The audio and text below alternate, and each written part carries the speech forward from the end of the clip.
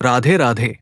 मैं हूं आपका अपना सुख चिंतक और आज मैं आपको बताने जा रहा हूं करवा चौथ के वो 5 चमत्कारी काम जो अगर हर सुहागन स्त्री इस बार करती है तो सिर्फ 24 घंटे में उसकी मनोकामना पूरी हो सकती है। जी हाँ, 24 घंटे। सुनकर आपको आश्चर्य हो सकता है, लेकिन ये वो रहस्य है जिसे हमारे ऋषि मुनियों ने सदियों पहले खोज लिया था। और आज प्रेमानंद जी महाराज के आशीर्वाद से हम आपको वही दिव्य रहस्य बताने जा रहे हैं। करवा चौथ एक व्रत, एक प्रतीक, एक समर्पण।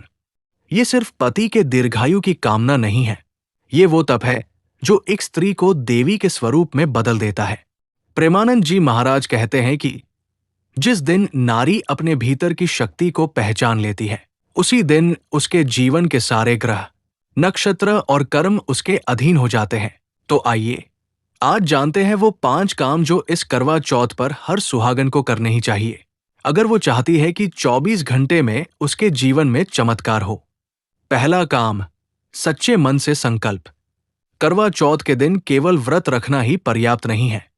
प्रेमानंद जी महाराज कहते हैं कि व्रत शरीर का नहीं, मन का होता है। जब तक मन से संकल्प न हो कि मैं अपने पति की रक्षा, अपने परिवार की सुख शांति और भगवान शिव पार्वती के आशीर्वाद के लिए तप कर रही हूं, तब तक व्रत अधूरा रहता है। सुबह सूर्योदय से पहले उठें, स्नान करें और एक दीपक जलाकर भगवान शिव पार्वती के सामने संकल्प लें, हे माता पार्वती, जैसे आपने अपने आराध्य महादेव के लिए करवा चौथ का व्रत किया, वैसे ही मैं अपने पति की दीर्घायु के लिए ये व्रत कर रही हूं। इस संकल्प की शक्ति ऐसी होती है कि ये आपके चारों ओर एक अदृश्य आभा मंडल बना देता है जो नकारात्मक ऊर्जाओं को आपसे दूर रखता है। दूसरा काम, श्रृंगार और भक्ति का संगम।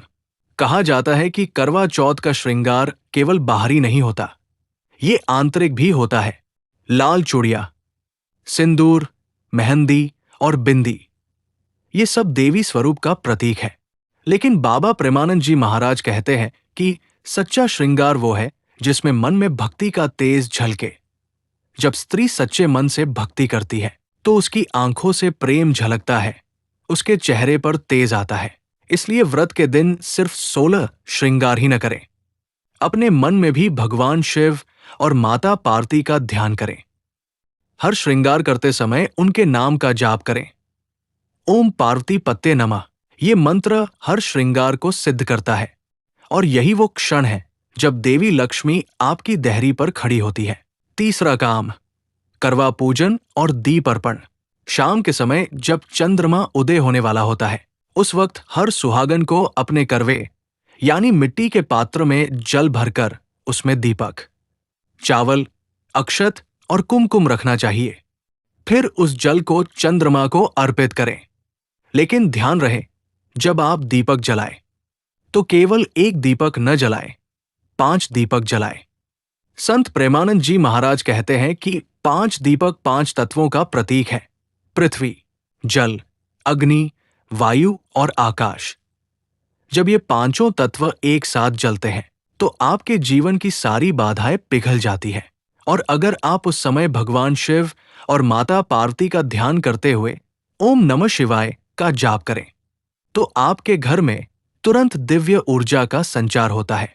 ऐसा कहा गया है कि उस पल में की गई प्रार्थना सीधे कैलाश तक पहुंचती है।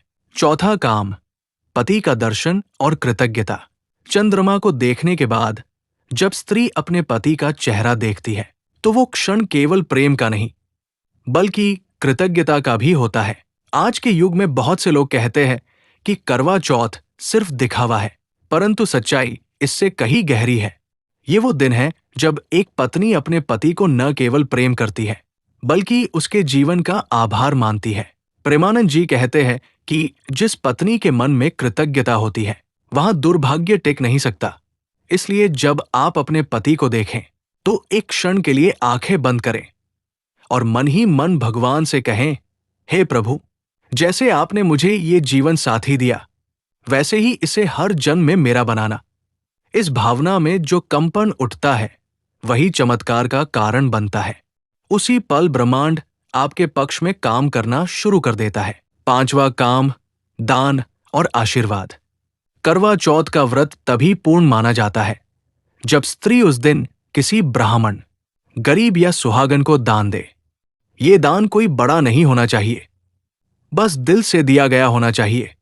बाबा प्रेमानंद जी कहते हैं कि दान वो नहीं जो जेब से दिया जाए, दान वो है जो हृदय से दिया जाए। अगर आप करवा चौथ के दिन किसी जरूरतमंद को साड़ी, मिठाई या भोजन देती हैं, तो वो आपके कर्मों को शुद्ध करता है। और जब रात को सोने जाएं, तो भगवान से कहें, हे शिव शंकर, आज मैंने जो कुछ भी किया वो आपकी प्रेरणा से किया। मेरे परिवार को अपने चरणों में स्थान दीजिए। यही पांचवा और सबसे शक्तिशाली काम है। और अब ध्यान से सुनिए। संत प्रेमानंद जी कहते हैं कि व्रत का असली फल तब मिलता है जब उसमें प्रेम, भक्ति और समर्पण एक साथ हो। जो स्त्री इन तीनों को मिला लेती है, उसके लिए चमत्कार होना कोई आश्चर्य नहीं होता। अगर आपने ये 5 काम श्रद्धा से किए, तो 24 घंटे में आपकी कोई भी मनोकामना पूर्ण हो सकती है। चाहे वो संतान, सुख हो, धन की वृद्धि हो या परिवार की शांति। महिलाएं अक्सर पूछती हैं, प्रेमानंद जी महाराज, क्या व्रत का असर इतना जल्दी होता है? महाराज जी मुस्कुराते हुए कहते हैं, जब नारी व्रत करती है तो वो केवल अपने लिए नहीं करती, वो अपने परिवार, अपने कुल और आने वाली पीढ़ियों के लिए करती है। ऐसी नारी का व्रत साक्षात देवी शक्ति के समान होता है, और देवी शक्ति के सामने समय की भी कोई ताकत नहीं चलती। इसलिए कहते हैं कि करवा चौथ सिर्फ पति पत्नी के प्रेम का नहीं, बल्कि शक्ति और शिव के मिलन का पर्व है। शिव और शक्ति के मिलन से ही सृष्टि चलती है, और उस मिलन का प्रतीक है ये व्रत। अब सवाल ये उठता है, क्या हर स्त्री इस व्रत का पूरा फल पा सकती है? उत्तर है हाँ, लेकिन शर्त एक ही है, व्रत सच्चे मन से होना चाहिए, दिखावे से नहीं। जो स्त्री इस दिन केवल मोबाइल, फोटोज और दिखावे में लगी रहती है, उसे व्रत का आध्यात्मिक लाभ नहीं मिलता। वहीं जो स्त्री शांत मन से, बिना किसी दिखावे के, ईश्वर और पति के लिए समर्पण करती है, उसकी झोली में वरदान बरसता है।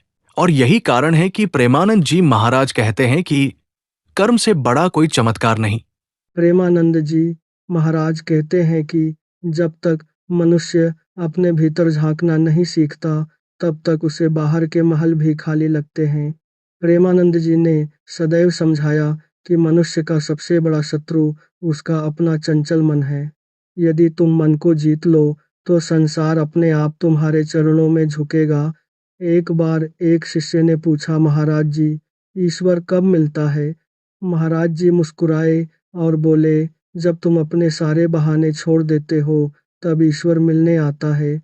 क्योंकि भगवान को पाने के लिए किसी तिथि, स्थान या अवस्था की जरूरत नहीं, जरूरत है केवल निर्मल मन की।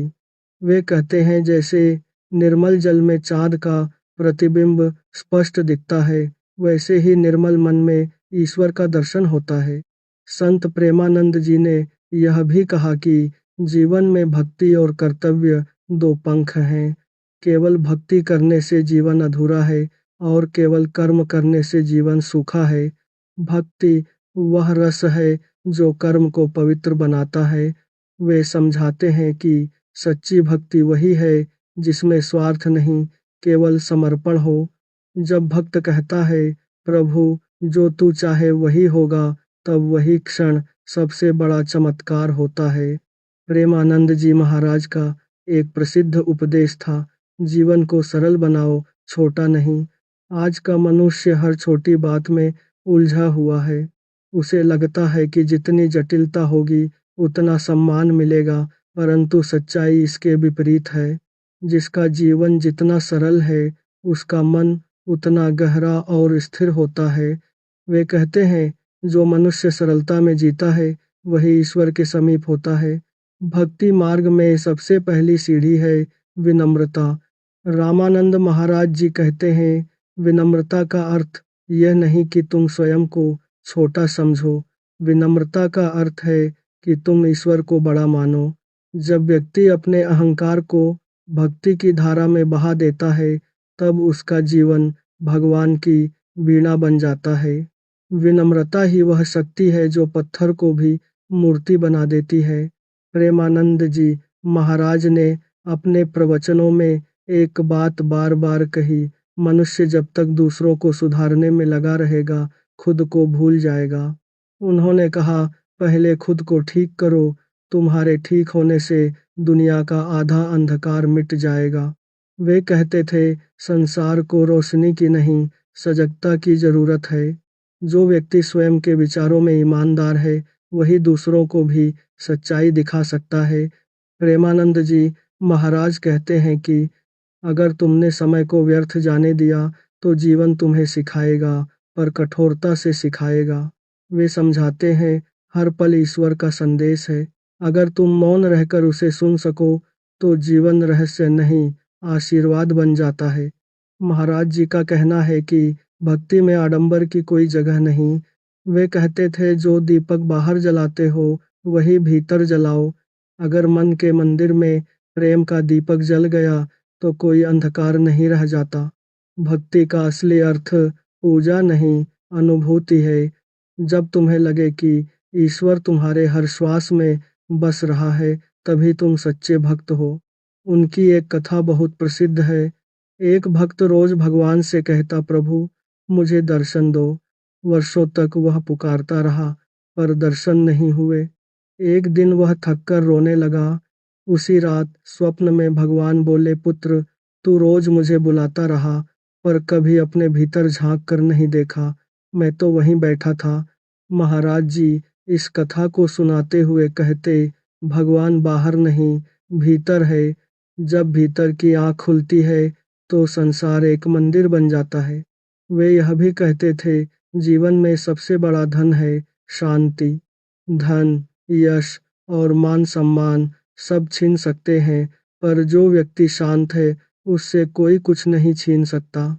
शांति बाहरी नहीं अंतर मन की स्थिति है।